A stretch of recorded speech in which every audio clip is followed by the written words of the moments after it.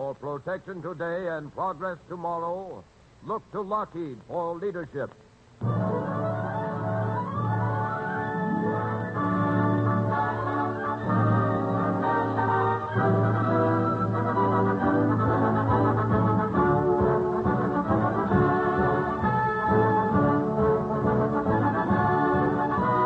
From Hollywood, California, the men and women who build Lockheed aircraft present America's Ceiling Unlimited, written by Harry Cronman and starring Joseph Cotton, with songs by Constance Moore and music by Wilbur Hatch, his orchestra and chorus.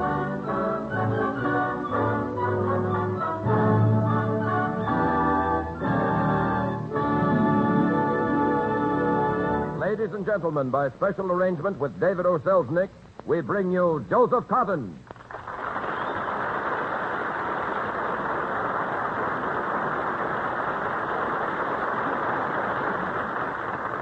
Thank you.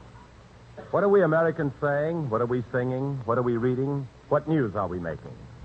Those are the questions we ask every Sunday at this time. And this week, this Christmas week, we ask them again because we think that in the answers you will find the very pulse of our nation beating powerfully to just one rhythm, Christmas. So first on our Christmas program we ask, what are we singing? The Song of the Week.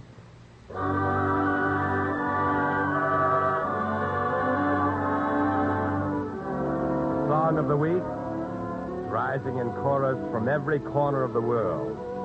From the heart of an American private driving a Jeep along the road to Rome. From the heart of his sweetheart in a warplant in Brooklyn. And here, too, straight from the heart of lovely Constance Moore.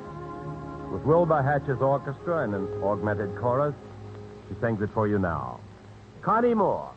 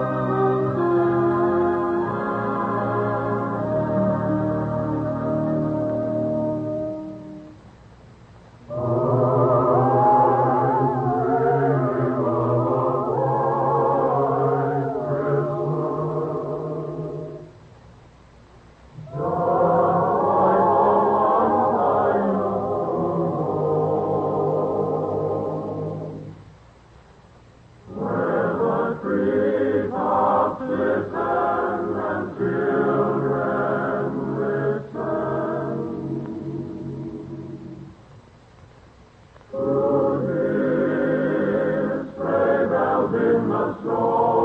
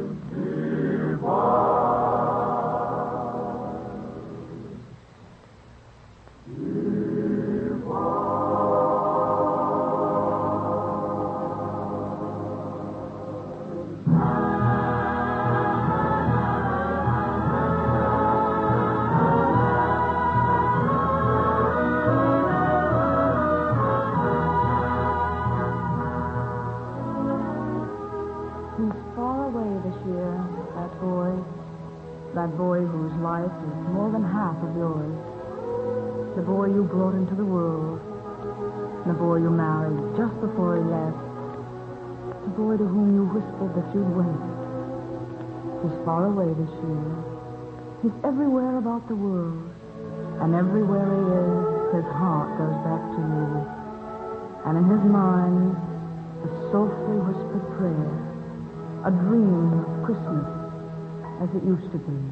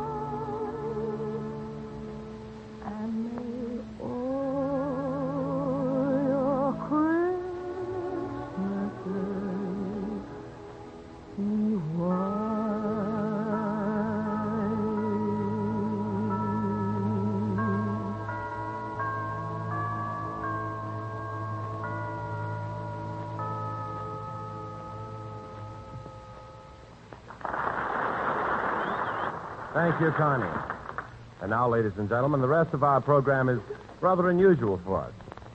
It is at once the answer to all of our other questions. What are we saying, reading, and what news are we making? The event of the week. It's as old and venerable as Santa Claus. It's as young as the year about to be born. It's American, English, French, and Norwegian. In happier times, it was German, too. It's the event of the week. More than that, of the entire season. It's Christmas.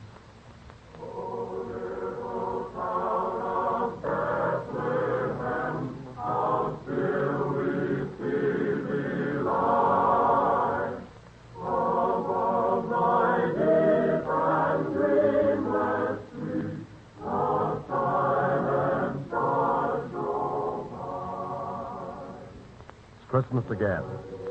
Another Christmas for a world at war.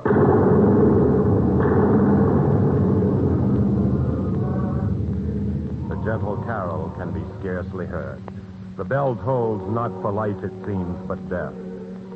The Christmas candle dims to nothing, to nothingness before this other flame. This conflagration that would spread and ravish all that man has built since time began.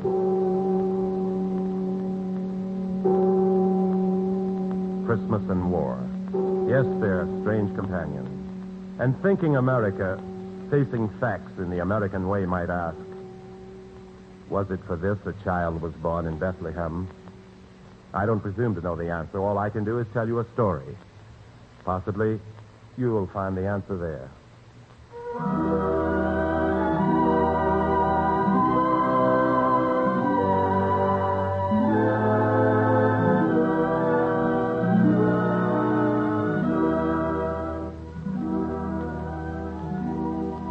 a story that is based on fact, on an actual letter which reached the outside world last spring by way of the underground. It belongs to the man who gave his life to write it, and through him, it belongs to all the world. For the world speaks a universal language these days. Great wings in the skies are dwarfing time and space. The world has been growing steadily smaller. Till now, when a man is whipped in the heart of Europe, his cries are heard in every decent home throughout the earth.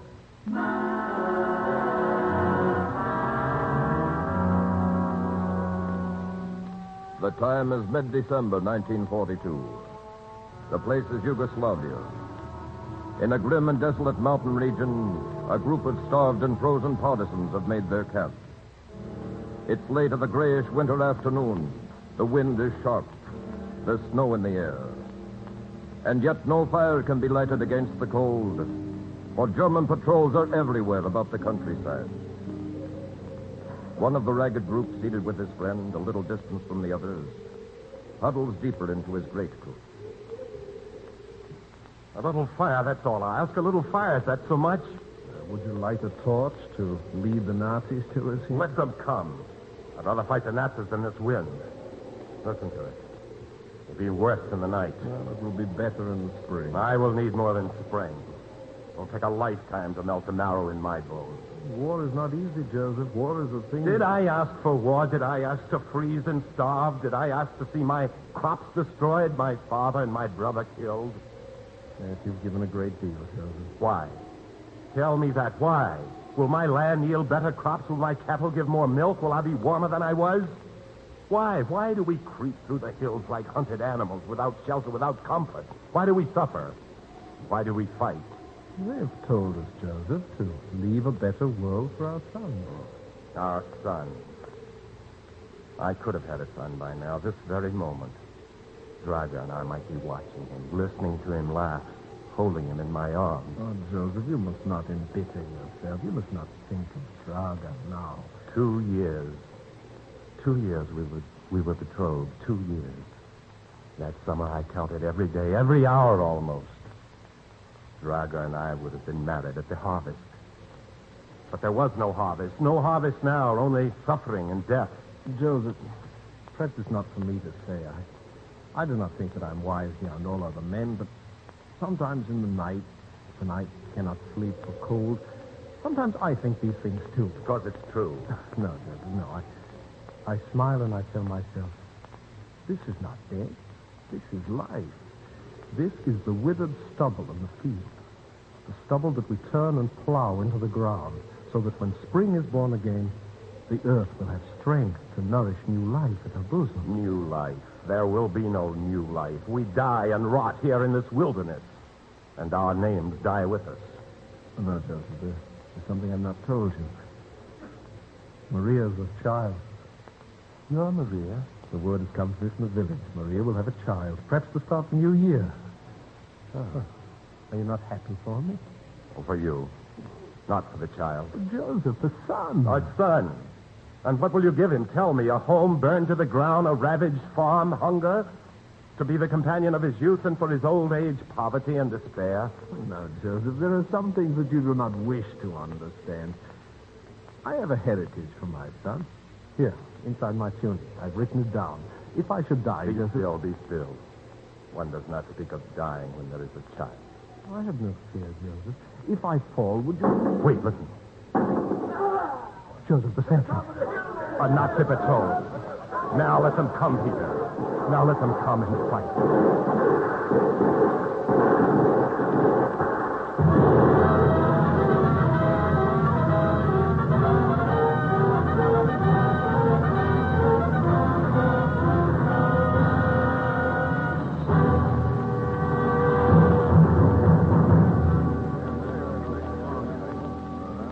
It's no use, Joseph. He's badly hit. We'll have to leave him, I'm afraid. Leave him here? The Nazis know our position. That patrol will go back and bring more men. We must move out fast. But to leave him here to die alone. We must. Have the Nazis made such beasts of us that we forgot how to be men? Would you have the rest of us die for one who can't be saved? I'll carry myself. I'm strong enough. Oh, do no good, Joseph. He'll not last long. He's almost gone already. Wait. I think he tries to speak. Joseph. No, Peter. Hold your strength. No, please, while there's your time. No, you should not talk. Joseph. Inside my tunic, a letter from my son. Yes, I know. His heritage. You will take it back. No, not I. You will take it to him, Peter. You'll take it back yourself. I promise. I promise. Joseph. Yes? Have you noticed the wind? God. Peter.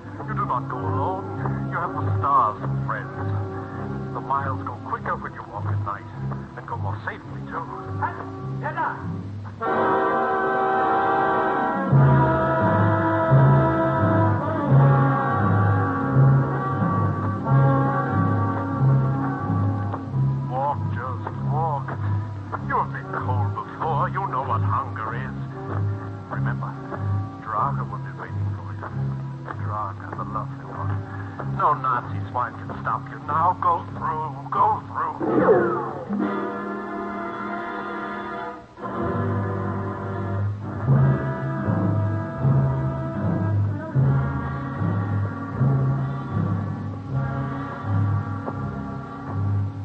Walk, Joseph, walk.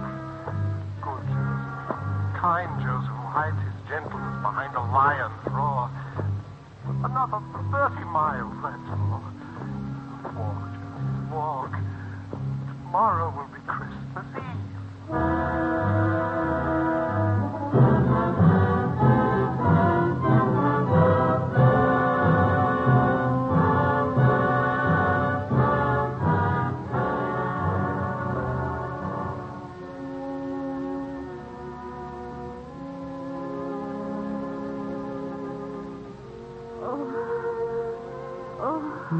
Maria.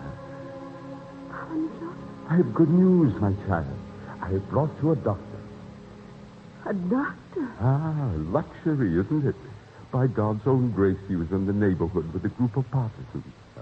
He cannot stay long, Maria. You had better hurry. I will, Father. Good. Doctor, I leave her with you then? Yes, Father. Everything is in readiness. I must go out to the others. They all wait so anxiously. One would think no other child had ever been born. Father Miller, how is she, Father? Draga, that is one question I can never answer. But is she I am both the man and the priest. How can I know what a woman feels when her time is upon her? Then it goes well. God is with her. Still, Father, it pleases me that the doctor is there, too. Now, George, have I not told you myself? God does not disdain a little help from his servants on earth.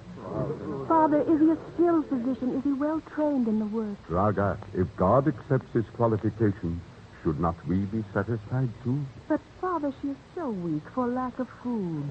And this place is cold. It is her heart that is sick for loneliness. Come, Sophia. Must we torment ourselves with needless worries now? Have you forgotten? It is Christmas Eve. There is work to do if we would celebrate the Mass. The Mass? You would say it here? Where else? Is there another shelter for our prayers? In all the village, have they left us one other building with roof or wall? But, Father, to say the Mass here in this... Draga, my child, there was another place like this. God's name was said there, too.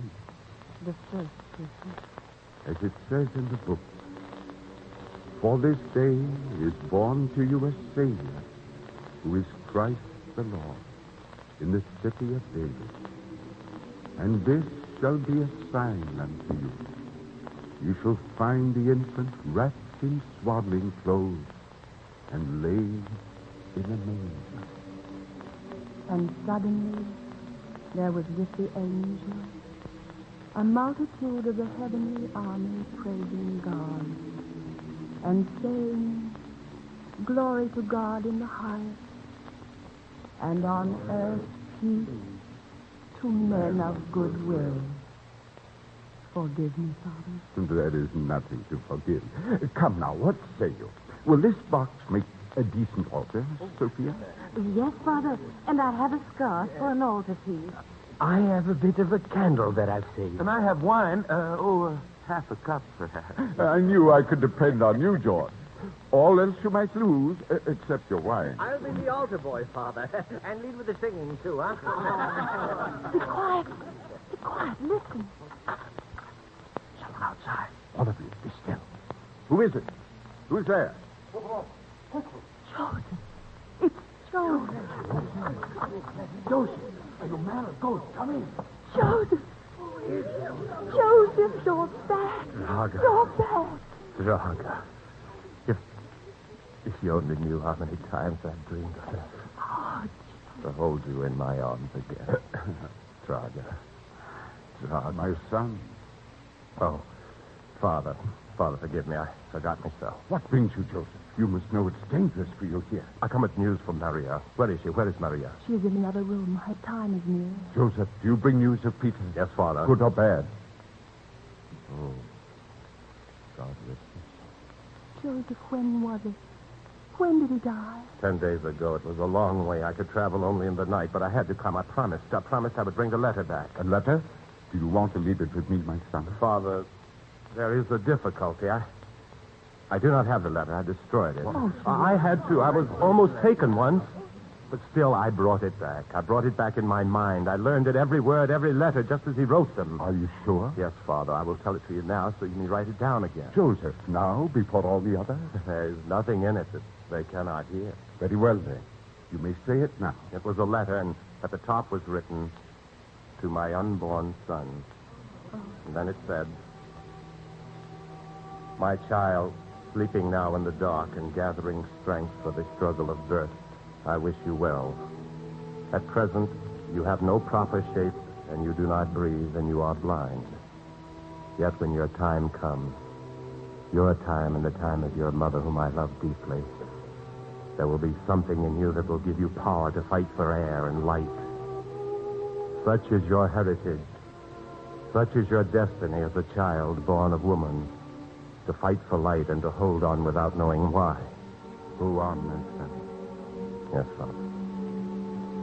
May the flame that tempers the bright steel of your youth never die, but burn always, so that when your work is done and your long day ended, you may still be like a watchman's fire at the end of a lonely road, loved and cherished for your gracious glow by all good wayfarers who need light in their darkness and warmth for their comfort. The spirit of wonder and adventure, the token of immortality, will be given to you as a child. And may you keep it forever. With that in your heart, which always seeks the pastures beyond the desert, the dawn beyond the sea, the light beyond the dark. May you seek always and strive always in good faith and high courage in this world where men grow so tired. Keep your capacity for faith and belief, but let your judgment watch what you believe. Keep your power to receive everything.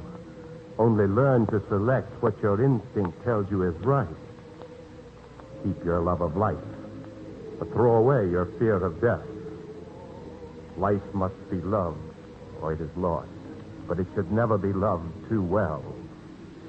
Keep your delight in friendship. Only learn to know your friends. Keep your intolerance. Only save it for what your heart tells you is bad. Keep your wonder at great and noble things. The sunlight, the thunder, the rain and the stars, the wind and the sea, the growth of trees, the return of harvest, and the greatness of heroes. Keep your heart hungry for new knowledge. Keep your hatred of a lie. and keep your power of indignation.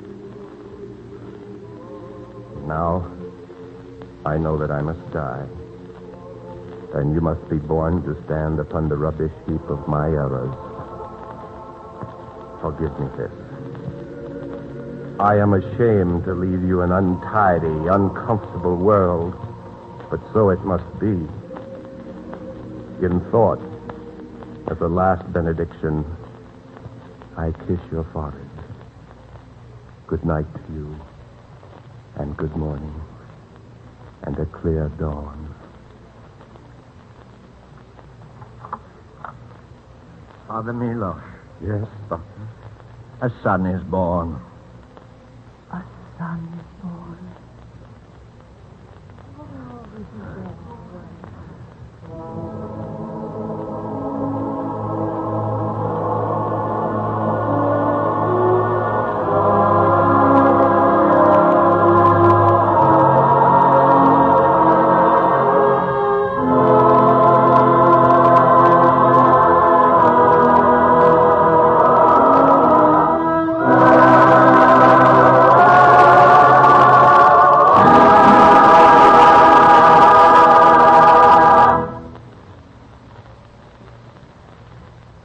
That is the story.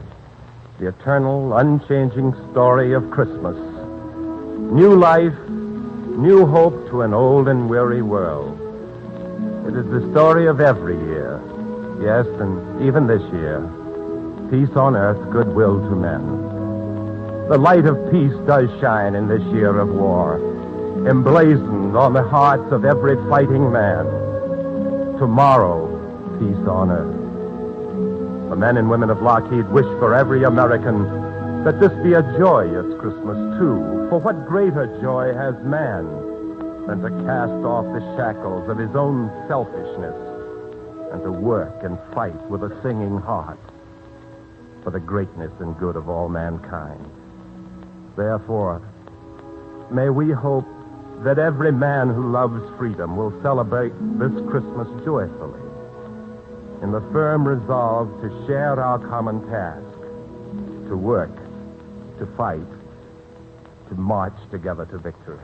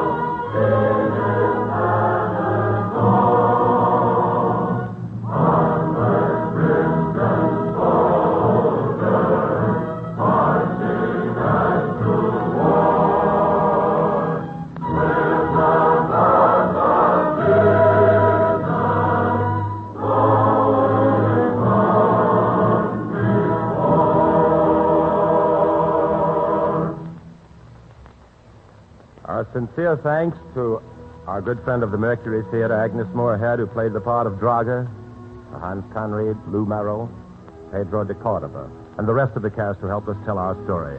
For them, and for the men and women of Lockheed, may I give you the first Christmas greeting of all. Peace on earth, and to all men of goodwill.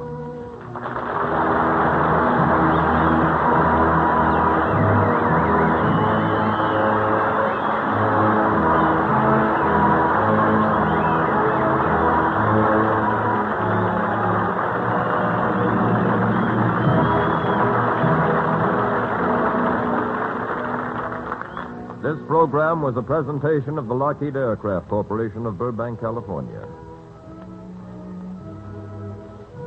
Patrick McGeehan speaking. This is the Columbia Broadcasting System.